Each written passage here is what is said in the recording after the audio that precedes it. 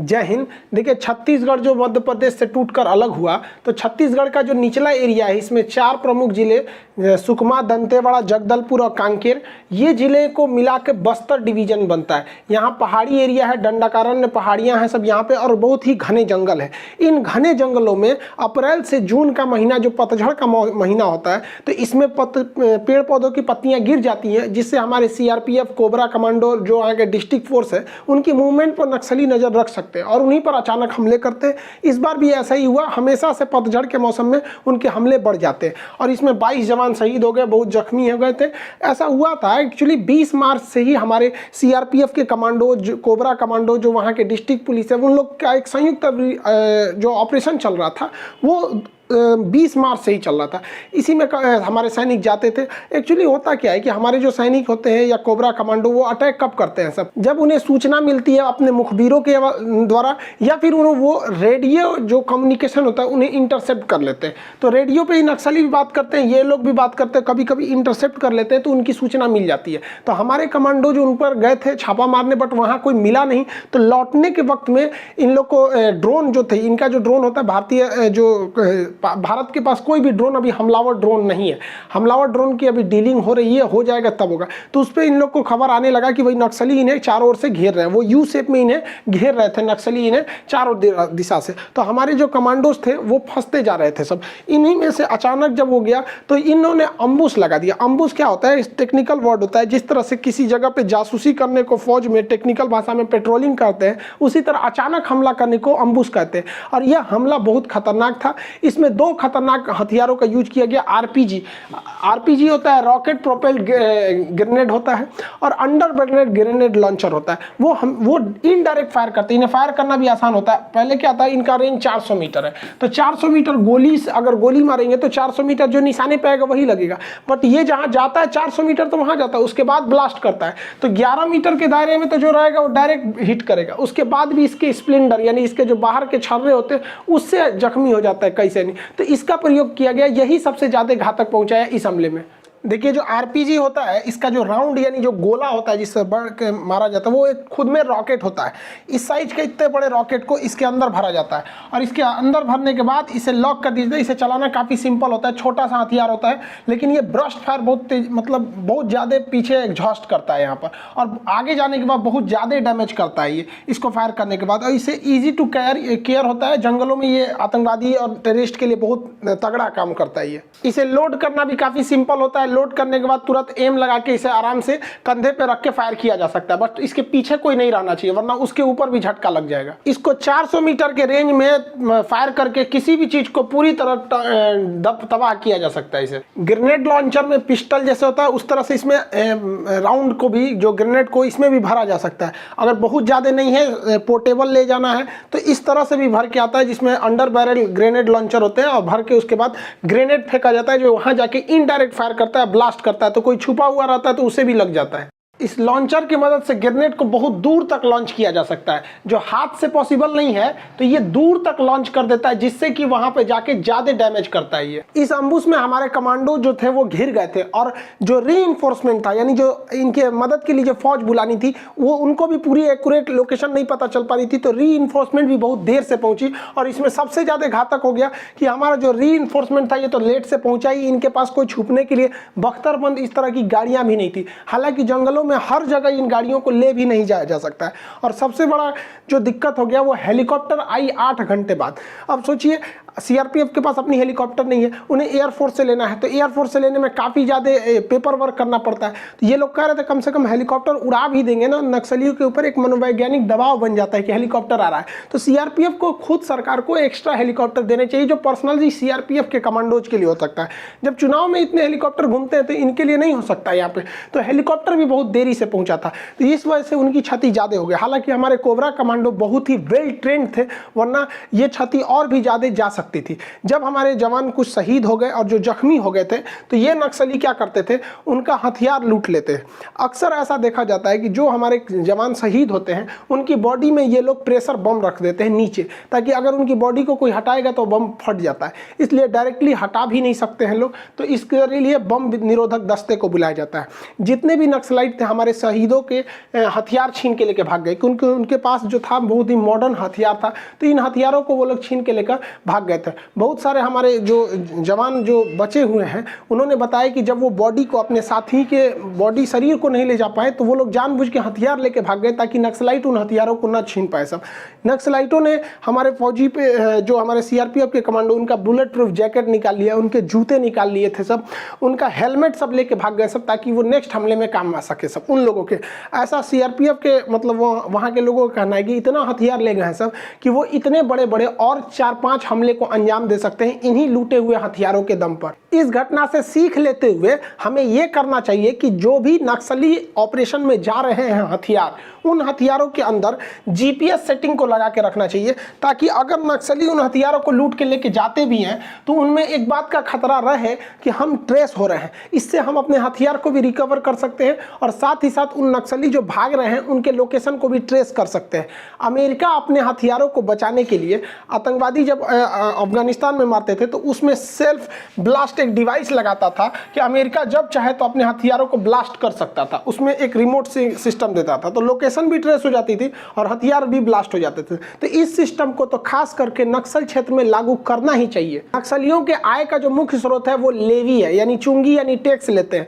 वहां कोई भी फैक्ट्री रहेगी, कोई भी कंस्ट्रक्शन का काम होगा तो उसका 10% वो लोग टैक्स लेते ही लेते हैं, वरना वो आग उग लगा देते हैं, यहाँ जाके जेसीबी जला देंगे सब। वहाँ जितने टेम्पो स्टैंड है या जो भी गाड़ियाँ जाती हैं उस रूट से, वो लोग बाकायदा बांस लगा देते हैं, टोल टैक्स वसूलते हैं 10%। यहाँ सवारी के हिसाब से अलग अलग उनका रेट होता है। और उनके पास जो मुख्य हथियार होते हैं वो तो देसी हथियार होते हैं, इनके ज़्यादा रेंज नहीं होते, लेकिन वो हमारे ही सैनिकों के हथियार को लूट के लेके गए रहते हैं, जो उनका मुख्य हथियार बन जाता है, जिसमें यूबीजीएल जो अंडर बैरेट ग्रेनेड लॉन्चर है या फिर AK-47 या इंसास राइफल है, ये जो घातक हथियार है वो हमारे ही कमांडोज के हैं सब। तो इससे सरकार को भी थोड़ा सा सजग रहने की जरूरत है। नक्सली जंगल में टेंट लगा के सोते हैं, उनका कोई फिक्स ठिकाना नहीं होता, वो किसी एक जगह पे 1 से 2 दिन ही रुकते हैं सब। कहीं पे भी वो जंगल में चलते रहते हैं, जहाँ पे उनका सुटेबल जगह लगा वहाँ वो टेंट लगाते हैं और वहाँ पे वो लोग खाना बनाना चालू करते हैं। उनमें कुछ खाना बनाते हैं तो कुछ वहीं पे पहरेदारी देने का काम करते हैं। तो कुछ वहाँ के जो नक्सलाइट होते हैं वो अगल बगल के गाँव के एरिया में जाते हैं, ज़रूरत का सामान ले आते हैं, या फिर उन्हें जाके जो अपनी बातों को कहना होता है कहते हैं। हर नक्सलाइट के पीठ पे एक बैग रहता है जिसमें उनके ज़रूरत के सामान होते हैं, फर्स्ट एड बॉक्स होता है, कुछ अपने ज़रूरत के सामान होते हैं, हथियार होता है, मैगजीन की गोलियाँ होती हैं। ये गोलियों का हिसाब बहुत सटीक रखते हैं ये लोग। इनकी ट्रेनिंग जो होती है वो मतलब नकली गोली पर और गुब्बारों को मार के करते हैं ये लोग ट्रेनिंग। इनकी गोलियों का हिसाब इतना होता है कि एक नक्सलाइट पकड़ा गया था तो उसने बताया था, गिनती के बताया था, मैंने इतनी गोलियां यहाँ चलाई थी, मतलब उसे अपनी गोलियों का भी हिसाब मुझे नहीं याद है, क्योंकि इनके पास तो कोई गोली बनाने का कारखाना है नहीं, इन्हें गोलियां इधर उधर से मिल जाती हैं, इसलिए गोली का हिसाब बहुत सटीक रखते हैं ये लोग। छत्तीसगढ़ में सबसे दुर्दांत नक्सली के नाम से जाना जाता है हिडमा। हिडमा जो है वो यहाँ का बहुत ही खतरनाक है। उसने people's liberation guerrilla army, guerrilla उसे कहते हैं जो छापामार लड़ाई करते हैं, मतलब जंगल में छुप गए, अचानक निकले, 10-15 को मारे फिर भाग गए, मतलब इनका कोई फिक्स टारगेट नहीं रहता है, मतलब जैसे मौका मिला उस तरह से ये लोग हमला करते हैं। इसका बटालियन 1 का ये हिडमा कमांडर कहा जाता है। इसके ऊपर सरकार ने 40 लाख रुपए का इनाम रखा। ये 90 के दशक में नक्सली आंदोलन में शामिल हुआ था। यह इतना खतरनाक है कि इसके 4 किलोमीटर के दायरे में नक्सली इसकी सुरक्षा घेरा लगा के रखते हैं। जहां ये रहता है उसके 2 किलोमीटर एक नक्सलियों का घेरा रहता है जो आम नागरिक के भेष में रहते हैं। उसके अंदर 2 किलोमीटर के अंदर में हथियार बंद रहते हैं, फिर 600 मीटर के अंदर में रहते हैं। और जहां ये रहता है हिडमा, वहां पे इसकी सुरक्षा इतनी जबरदस्त है कि पिछले 15 साल से हिडमा का कोई नया फोटो नहीं है। नक्सलाइट ये इतना खतरनाक है कि हमारे सुरक्षा बल इसे पहचानते तक नहीं है। कहीं भी देखेंगे तो इसका यही पुराना वाला फोटो आता है यहाँ पर। इतनी इसकी सिक्योरिटी टाइट रखी गई है। यही जिम्मेदार है, चाहे वो 13 का हमला हो, 17, 19, 20, 21, हमेशा वहाँ पे ये लगातार हमला करते रह रहा है हिडमा। और इसने जो एक हमारे जो सिपाही जो कमांडो कोबरा थे उन्हें गिरफ्तार किया था, तो उन्होंने इसको रिहा किया गया। हालांकि जो मीडिया में खबर है कि रिहा करने के बदले उसने शर्त रखा है कि ये अपने परिवार के साथ जाएंगे और एक फोटो इन्हें भेजेंगे।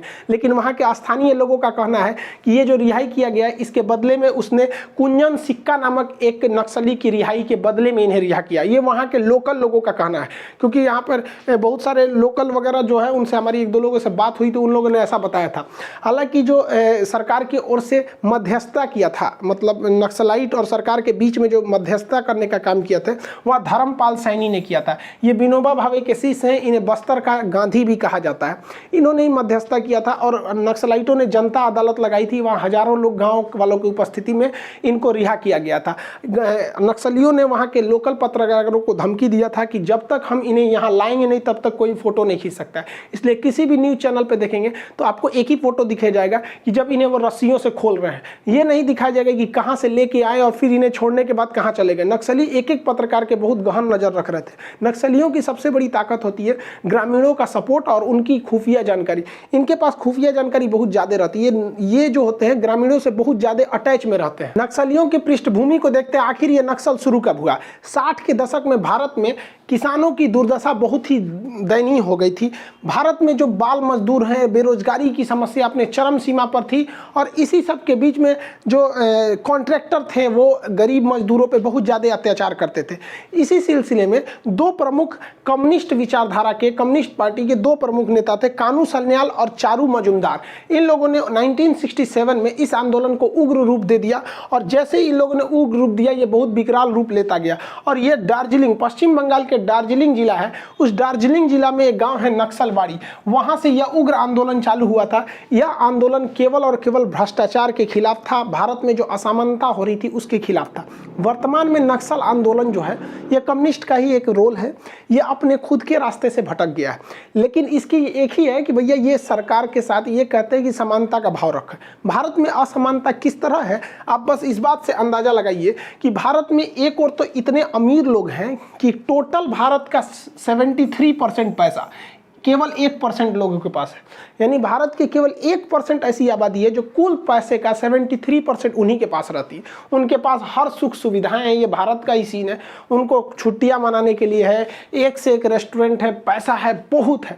लेकिन यही वो भारत है जहां एक तरफ इतनी भयानक गरीबी है जिसका कोई हद नहीं।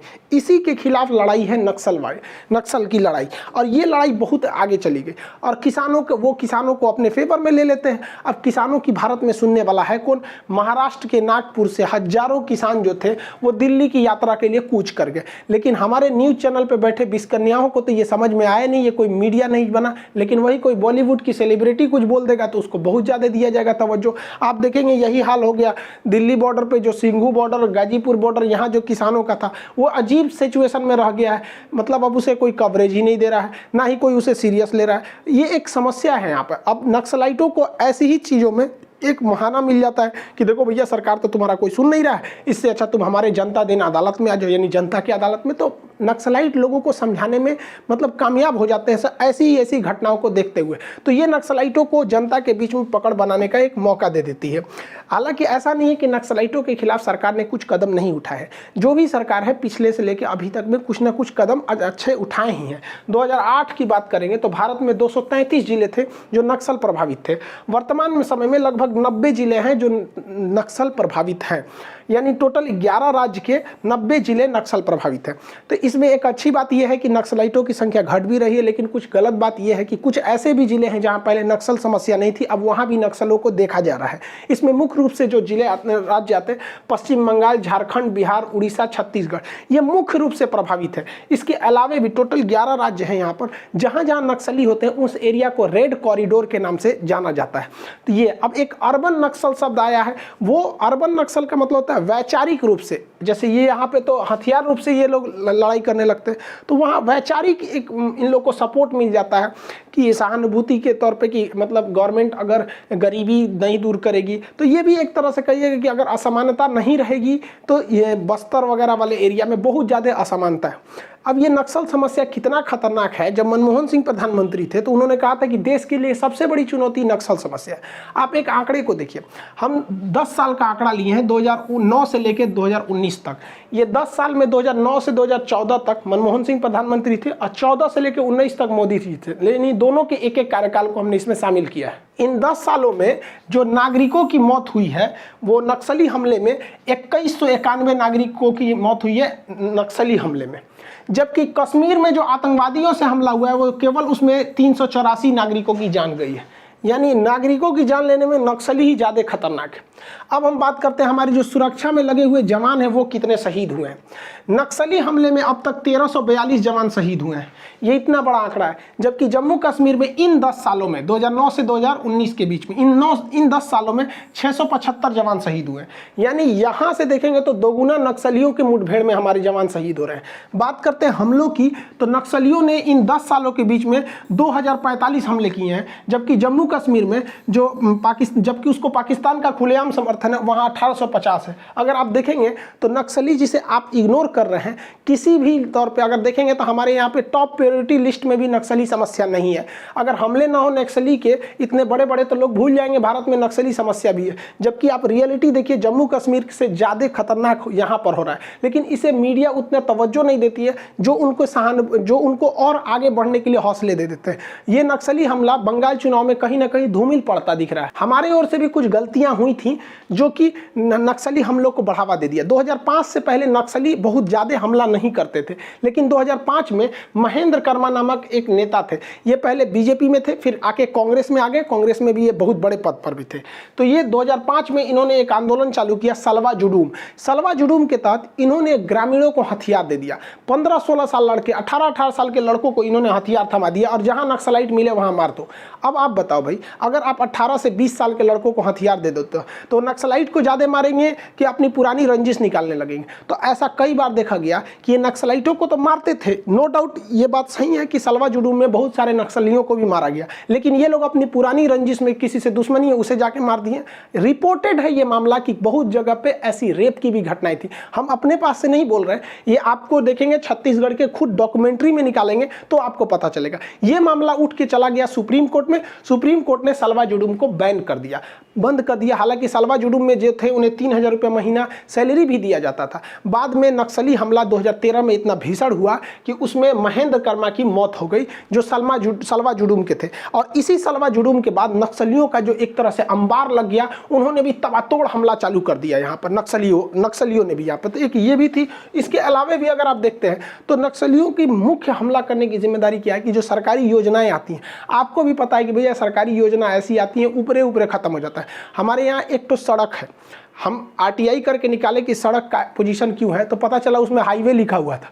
मतलब ऐसा सड़क है कि 2 गाड़ी आमने सामने आ जाती तो एक को रुकना पड़ता है तब क्रॉस करती है।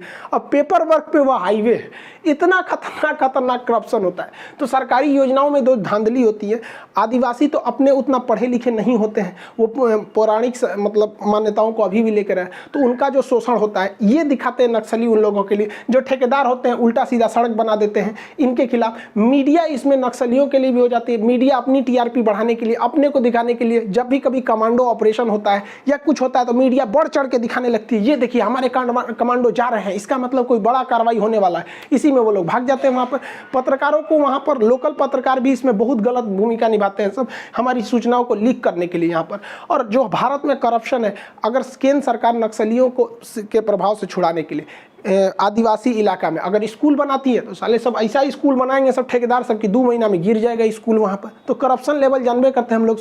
करप्शन को ख़त्म करने में हम लोग 86 रैंकिंग पर है। हद है भैया करप्शन हम लोग के यहाँ पे। हर चीज़ में भैया हमारे यहाँ पॉलिटिक्स। ये सरकार कहेगी कि हमारे यहाँ कम हमले हुए, ये कहेगी हमारे यहाँ कम हमले हुए। इतना भयानक इंडिया में पॉलिटिक्स है कि हम अभी आपको जो बता रहे थे इसमें हमने दोनों सरकार को शामिल किया था। 5 साल मनमोहन सिंह का भी, 5 साल मोदी जी का भी, क्योंकि फिर हमारा खींचने लगेगा सब वहाँ पे। तो ये हो गया इंडिया में पॉलिटिक्स। मतलब आप कुछ भी कीजिएगा ना तो आपको कहीं ना कहीं से ले जाके आपको पॉलिटिक्स में जोड़ देगा सब। वो कहेगा कि हमारी सरकार में, भैया तो जो सेना की है या जो सीआरपीएफ की है उनको श्रेय जाना चाहिए मुख्य रूप से। अब जो नक्सली हैं, बहुत से लोग नक्सली में चले जाते हैं तो उसको छोड़कर वो नक्सली को छोड़कर अपने हथियार को ले आके सरेंडर करते हैं। तो सरकार तो वादे बहुत बड़े बड़े कर देती है कि हम आपको पुनर्विकास के लिए घर देंगे, आपको नौकरी देंगे, आप हथियार जमा करके मुख्य धारा में मिलिए। तो लोग मिल भी जाते हैं, लेकिन ये सारी चीज़ें पेपर पे ही रह जाती है। ऑन रिकॉर्डेड है कि केवल 30% लोगों को पुनर्वास मिला है। अभी भी 70% जो नक्सलाइट छोड़कर आए हैं, अब बेचारों उनके लिए दिक्कत ही है, सरकार उनका सुन नहीं रही है और अब नक्सलाइट उनको खोज रहे हैं कि तू भाग के गया है, मार डालेंगे तुमको यहाँ पर। तो ये एक समस्या है। आप इनको तो छोड़िए भाई साहब, पुलवामा में जो शहीद हुए हैं लोग ना, उनके बहुत सारे ऐसे लोग आपको मिल जाएंगे न्यूज़ पे कि उनको कुछ नहीं मिल पाया, जो वहाँ शहीद हो रहे हैं उनको मिल ही नहीं रहा है। तो ये नक्सल छोड़ के आए, इनको कौन उतना ध्यान से देता है यहाँ पर। इसके बाद भी क्या होता है कि जो नक्सली छोड़ कर आते हैं, बहुत बार जो वहाँ डिस्ट्रिक्ट गार्ड पुलिस है वो क्या करती है, उन्हीं नक्सलियों को फिर से हथियार देकर पुलिस में शामिल कर देती है और अग्रिम पीढ़ी में उसको रख देते हैं सब। अब वो सोचते हैं कि भाई हम वो बलि का बकरा बना रहे हैं। तो कई बार ऐसा भी हुआ है, ये रियल घटना है कि नक्सली छोड़कर मुख्य धारा में आए थे, लेकिन यहाँ उतनी सुविधाएं जो सरकार ने कहा था नहीं मिल पाया, तो फिर लड़ाई पे भी गए। अब पुलिस के साथ लड़ रहे थे और बीच में जाके वो नक्सलियों से मिल गए, तो ये बहुत घातक हो गया। तो हमारे सामने इन नक्सली जो समर्पण कर रहे हैं ना, उनके प्रति हमारे लिए सांप छछूंदर का स्थिति है। हम 100% बिलीव करें तो कैसे करें? आप खुद सोच सकते हैं 100% आंख बंद करके बिलीव उन पर कर नहीं सकते। हालांकि नक्सलियों की समस्या को समाधान करने के लिए सरकार ने बहुत बड़े बड़े कदम उठाए। राजनाथ सिंह ने समाधान योजनाओं को चालू किया। ये समाधान योजना 8 सूत्री कार्यक्रम है, जिसके तहत वहां पर स्मार्ट लीडरशिप को देना है, एग्रेसिव स्ट्रेटजी अपनानी है, ट्रेनिंग देना है, सर्विलांस को रखना है, ये सारी चीज़ों को करना है। इसी के तहत वहाँ पे अच्छी सड़कें बनाई जा रही हैं, कनेक्टिविटी के लिए पुल बनाया जा रहा है। अब नक्सली क्या करते हैं, इन्हें तोड़ देते हैं। तो जनता का मतलब जो लगाव है नक्सलियों के प्रति वो भी टूट रहा है कि भैया ये सड़क तो हमारे लिए, पुल तो हमारे लिए। वहाँ पे ट्रांसमिशन लाइन, बिजली की सुविधा, मोबाइल टावर ज़्यादा से ज़्यादा उपलब्ध कराया जा रहा है ताकि वो लोग मुख्य धारा में मिल सके और नक्सलियों से दूरी बनाए सके।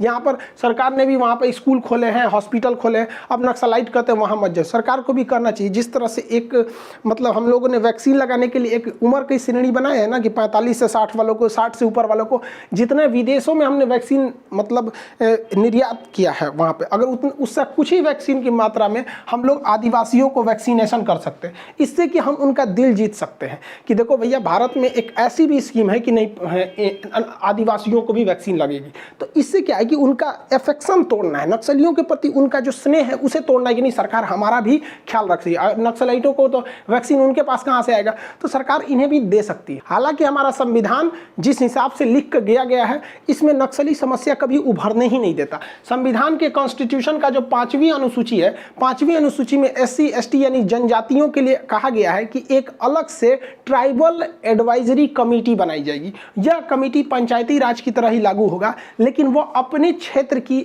स्थितियों के हिसाब से नियम कानून बना सकता है। अब आदिवासियों का रहन सहन, पहनावा वो अलग होता है, उन्हें आप भारत की मुख्य भूमि से या मुख्य कल्चर से जोड़ के देखेंगे तो उतना सूटेबल नहीं हो पाएगा, इसलिए आप उसका पूरी तरह से सूटेबल समाधान भी नहीं कर सकते। तो भारत सरकार को भी इमीडिएटली सख्ती से अनुसूची 5 को लागू करना चाहिए, जिससे कि ये समस्या का त्वरित समाधान हो सके। लेकिन बैकडोर से सख्ती भी जरूरी है। हमारे CRPF के लिए भी स्पेशली हेलीकॉप्टर्स होने चाहिए ताकि वो वहां से अटैक कर सके जंगल में। हालांकि हर जगह हेलीकॉप्टर सक्सेस नहीं होंगे, जहां घने जंगल है वहां नहीं होंगे, लेकिन हाँ मनोवैज्ञानिक दबाव वहां पे जरूर बनेगा। उनके मूवमेंट पे हम नजर रख सकते हैं, बहुत लंबी दूर पे नहीं भाग सकते वहां पर।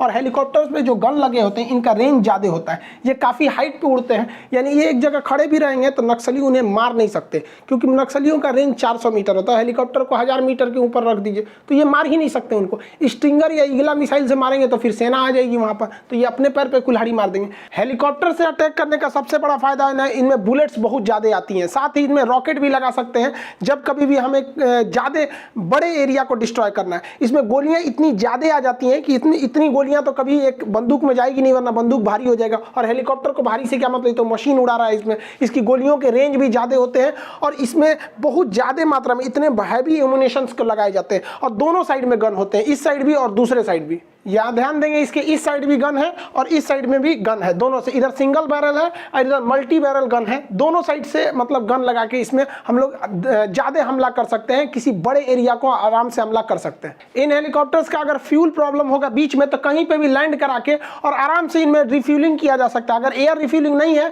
तो कहीं पे भी ड्रॉप करा के हम लोग वहां पे रिफ्यूलिंग करा सकते हैं ताकि इसका रेंज और भी बढ़ जाए। देखिए इनकी जो फायरिंग रेंज होती है बहुत लंबी होती है, ये दूर तक में फायर कर सकते हैं। इनका 2-3 किलोमीटर यानी 3 से 4000 मीटर मारक क्षमता होती है, जबकि नक्सलाइट के पास जो भी हथियार है वो केवल 400 मीटर मार सकते हैं। और इन लोग का रेंज बहुत लंबा होता है और 1 सेकंड में 20 गोली मारती है। 1 सेकंड में 20 गोली मारेगी, बचने का सवाल पैदा नहीं होता है। ये लोग अगर नक्सलियों के ऊपर खड़े भी हो जाते हैं हेलीकॉप्टर से तो इनको कोई नुकसान नहीं होने वाला है, क्योंकि हेलीकॉप्टर कम से कम उड़ेगा तो 2000 मीटर पर, समझिए 2000 मीटर पर। और नक्सलियों की गोली की क्षमता जो है अधिकतम 400 मीटर है, यानी उससे भी 5 गुना ऊंचाई ऊंचाई पर हेलीकॉप्टर है तो ये उन्हें नहीं मार सकते, लेकिन जब वो ड्रॉप करेंगे, बम ड्रॉप करेंगे, गोली मारेंगे तो वो आ सकता है, क्योंकि उनके पास मशीनरी ज्यादा है, उनका हथियार बड़ा है, क्योंकि उन्हें लोड का कोई टेंशन नहीं है। जैसे आप छत के ऊपर, कुतुब मीनार के ऊपर ईंटा नहीं फेंक सकते, लेकिन ऊपर से नीचे ड्रॉप करा सकते हैं ग्रेविटी की वजह से। तो यहाँ पे बहुत बड़ा बेनिफिट है। तो हम ये सारी मशीनरीज का यूज करना चाहिए नक्सलियों के खिलाफ, न कि अपने फौजी के जो हमारे कोबरा कमांडो है, सीआरपीएफ वाले हैं, इनको ऐसे ही हम लोग डायरेक्ट झोंक दें वहां पर। जब हमारे पास A to Z अवेलेबल है तो हम लोग उसका यूज करना चाहिए हम लोग को। अब कुछ लोग कह रहे हैं कि भाई नक्सली जो है वो भारत के ही हैं, हम उनके ऊपर इतने बड़े खतरनाक हथियार यूज नहीं कर सकते। अजीब हाल है भाई, एक बकरा को काटना है तो बड़ा चाकू से काटो चाहे छोटा चाकू से काटो, तो मरेगा तो बकरा ही नहीं यहाँ पे। तो छोटा हथियार से मारने से मतलब क्या, धो बढ़िया से। और इन हेलीकॉप्टर को नक्सली नहीं मार सकते, क्योंकि इन हेलीकॉप्टर को मारने के लिए हथियार आएगा ईगला रॉकेट लॉन्चर होता है जो मारा जाता है। और जहां इन नक्सलियों ने रॉकेट लॉन्चर से हेलीकॉप्टर को गिराया, नक्सली से इनका दर्जा मिल जाएगा आतंकवादियों का। और जब आतंकवादी का दर्जा मिल जाता है तो कोई नियम कानून काम नहीं करता है, धो फिर ससुरों को जैसे मन है वैसे। हेलीकॉप्टर के यूज से ये फायदा होता है कि इनका रेंज काफी दूर होता है और दुश्मन की किसी भी एक्टिविटीज को ये आराम से नजर रख सकते हैं। ये हेलीकॉप्टर दुश्मन का कोई भी जो हथियार है वो 400 मीटर मार सकता है, और हेलीकॉप्टर हमेशा 2000 मीटर की ऊंचाई पे होता है। और इनका गन की रेंज ज्यादा होती है, और क्योंकि ये पूरी तरह उसी पे सेट होता है, और ये कहीं पे आके अटैक कर सकते हैं, बम्बार्डमेंट कर सकते हैं। और इनमें सबसे बड़ा चीज क्या है कि इनके बम्बार्डमेंट में अगर हम केमिकल्स वगैरह का यूज करें तो और भी घातक हो सकता है। जैसे ये जहां पे बम्बार्डमेंट करेंगे वहां तो बम्बार्डमेंट ठीक ही है, बट उसके बारूद के साथ अगर हम कुछ बेहोश होगा वाला जो ऐसा केमिकल मिला दे जिससे कि लोग, मतलब जो वहां के नक्सलाइट हैं वगैरह, वो बेहोश हो सके, तो जो डायरेक्ट एरिया हीट होगा उनका, वो तो ससुरे मरेंगे वहां पर। बाकी के एरिया पर हम लोग एक बहुत बड़े एरिया पे अपना डोमिनेंस कर सकते हैं कि इस एरिया में कोई भी आएगा तो इतना ना गैसे हुआ है यहाँ पे, जहरीला टाइप का गैस, कि इस एरिया में आते वो लोग निश्चित हो जाएंगे। वर्तमान में हमारे पास कोई भी हमलावर ड्रोन नहीं है, हमारे पास केवल सर्वेलांस ड्रोन है, जो सबसे बड़ा हमारे लिए कमी की बात है। हमें नक्सली ऑपरेशन के लिए ड्रोन की जरूरत है। तालिबान आतंकवादियों को अमेरिका ने बिना जमीन पर उतरे ड्रोन से ही मार के खत्म किया था, तो ये ड्रोन का यूज हमें ज्यादा से ज्यादा करना चाहिए। हेलीकॉप्टर या ड्रोन में हम थर्मल कैमरे का भी यूज करके जंगलों में रात के वक्त में अच्छे से निगरानी कर सकते हैं, क्योंकि नक्सल वगैरह जो होते हैं ना रात के समय में जंगलों में भाग जाते हैं। जैसे भाग रहा है यहाँ पे, इसको लग रहा है यही तेज बन रहा है, इसके ऊपर आराम से ड्रोन व्यू से नजर रखा जा सकता है। कहाँ कहाँ भागेगा ये इसके शरीर का टेम्परेचर पकड़ता है थर्मल कैमरा। अब ये अपने टेम्परेचर को नहीं छुपा सकता है, कहीं भी भागेगा ये कितना भी घना जंगल में तो वहां दिख जाएगा, और वहीं से डायरेक्ट टारगेट किया जा सकता है। और ये उस ड्रोन पर, अटैक ड्रोन पर या हेलीकॉप्टर पे ये चाह के भी हमला नहीं कर सकते। जैसे सड़क के अंदर घुस गए जंगल में, इनको खोजना काफी मुश्किल हो जाता है और वहीं से अचानक हमला कर देते हैं। इनकी संख्या भी आराम से बखूबी पता की जा सकती है कि कितनी संख्या है यहाँ पर, उस हिसाब से हमारी तैयारी भी हो जाएगी और इसे घेरने के लिए पूरा प्लान बन सकता है। बख्तरबंद गाड़ियां, हालांकि बख्तरबंद गाड़ियां हैं हमारे पास, लेकिन पर्याप्त संख्या में नहीं है। आप देखिए, अगर हमारे पुलवामा में जो सैनिक जा रहे थे, अगर वो बख्तरबंद गाड़ी में जाते तो उतना बड़ा ब्लास्ट नहीं होता, लेकिन ये गाड़ियों की भी अपनी सीमा है, जंगल के अंदर ये नहीं घुस सकते हैं वहां पर। और इसके और यहाँ पर, और रही बात पारा SF कमांडो या जो स्पेशल फोर्सेज है, तो इसके लिए अब कोबरा के साथ साथ स्पेशल कमांडोज को भी लाना चाहिए, जो पूरी तरह से वेल ट्रेंड है ऐसे ऑपरेशन को करने के लिए। और अभी जो टेक्नोलॉजी, देखिए नक्सलाइट जो है सब वो प्रकृति नेचर का फायदा उठा के छुप रहे हैं, तो उन्हें ढूंढने के लिए हमें टेक्नोलॉजी का फायदा उठाना पड़ेगा। हमारे पास रडार है, हमारे पास थर्मल इमेजिंग कैमरा है, वो कितना भी छुप जाएंगे ना, थर्मल इमेजिंग कैमरा उन्हें पकड़ लेगा, क्योंकि वो हीट को पकड़ता है, टेम्परेचर को, टेम्परेचर में आराम से पकड़े जाएंगे। वहाँ आप मोशन डिटेक्टिव चिप लगा सकते हैं कि वहाँ कहीं भी हलचल होगा तो बता देगा कि यहाँ पे हलचल हो रहा है, इस टाइप का। तो टेक्नोलॉजी का हम जितना ज़्यादा प्रयोग करेंगे, नक्सलियों पर हम भारी पड़ेंगे, क्योंकि नक्सली इस तरह के जंगल में घुस जाते हैं। यहाँ आप अगर उनको पैदल पैदल खोजेंगे, पता चला कोई एक तो पेड़ पर बैठा है, कोई इधर है कि इधर है, बहुत सारा दिक्कत हो जाएगा। तो हमें क्या है कि अलग अलग जगह पे कहीं कैमरेज वगैरह टेक्नोलॉजी वाली चीज़ों का यूज करेंगे तो ही हम उनसे जीत सकते हैं। वरना हालांकि नक्सलियों को भी देखिए, वो जब भी हमला करेंगे तो अप्रैल से जून के महीने में, पतझड़ के समय, ताकि उनको भी हमारी सैनिकों के मूवमेंट नहीं दिख पाते हैं सब। और अभी के वक्त में तो जासूसी बहुत ज़्यादा जरूरी है, नक्सलियों की इंटेलिजेंस का होना जरूरी है। हमारे खुद के जवान नक्सलियों में होने चाहिए, जो उनके हर एक चीज़ों की सूचना दे सके। तो इस तरह की हमारे पास अगर रहेगा, और ऊपर से सैटेलाइट निगरानी, आजकल सैटेलाइट बहुत एडवांस आ गए हैं, वो ज़मीन के अंदर क्या है ये पता कर ले रहे हैं, तो ससुरा जंगल में कौन छुपा है ये कैसे नहीं पता चल पाएगा। देखिए दरअसल नक्सलाइट जो है वो कम्युनिस्ट की एक विचारधारा है। जर्मनी के एक फिलोसफर थे कार्ल मार्क्स, इन्होंने तो खुद कभी जीवन में एक गोली नहीं चलाई, लेकिन इनकी लिखी किताब कम्युनिस्ट मैनिफेस्टो ने पूरी दुनिया में गोली चला दी। इन्हीं की विचारधारा को हम कम्युनिस्ट कहते हैं। तो जो मार्क्स की कम्युनिस्ट को मानते हैं उन्हें कहते हैं मार्क्सवादी कम्युनिस्ट। अब रूस में आया एक लेनिन, तो उसने एक अपनी अलग विचारधारा रहा, तो लेनिनिस्ट हो गया। उसी में आया स्टालिन रूस में, तो उसकी कम्युनिस्ट की विचारधारा अलग थी, तो वो एक स्टालिन हो गया। चाइना में आया माओ, तो माओ की कम्युनिस्ट धारा अलग थी, तो उसे माओइस्ट कहा गया। और इन्हीं माओ की विचारधारा से प्रेरित है नक्सलाइट। तो कम्युनिस्ट जब समझेंगे तो कम्युनिस्ट में भी हम अब समझ जाएंगे कि मार्क्सवादी क्या था, कम्युनिस्ट पार्टी मार्क्सवादी, लेनिनिस्ट, नेपाल में अभी लेनिनिस्ट है, स्टालिन क्या था, माओ क्या था, नक्सल था। इसको हम कभी नेक्स्ट वीडियो में हम आपको समझा देंगे। कम्युनिस्ट की जितनी भी शाखाएं हैं उसे समझा देंगे। पिछले 20 दिनों से देखे होंगे आप कोई वीडियो नहीं आ रही होगी। एक्चुअली हम थोड़ा सा बिजी थे एजुकेशन सिस्टम को लेके कि हम कुछ टीचरों की टीम बना रहे थे और उन्हें हम गांव-गांव तक भेज रहे थे, ताकि छोटे से छोटे बच्चों को भी वेल ट्रेन किया जाए, ताकि वो जब बड़े लेवल पे आए तो उनको एक मतलब एक लेवल मिल सके कि हाँ ये पढ़ाई का लेवल है। तो कुछ टीचरों को रिक्रूट करना फिर उन्हें भेजना, तो एक काफ़ी लंबा टाइम लग जाता है। और आप लोग के लिए भी मतलब कि कैसे शिक्षा को मतलब सस्ता किया जा सके, यही सब को लेके थोड़ा सा हम लोग व्यस्त थे, इसलिए 20 दिनों से कोई वीडियो नहीं आया था। इसके लिए सॉरी भाई, वो भी ज़रूरी है, जैसे आप लोग के लिए ज़रूरी है वैसे छोटका बचवा सबके लिए भी तो ज़रूरी रहता है। खैर अब वो सब कामों को कर लिए। आई होप आप इसे समझे होंगे। मिलेंगे नेक्स्ट क्लास में। जय हिंद।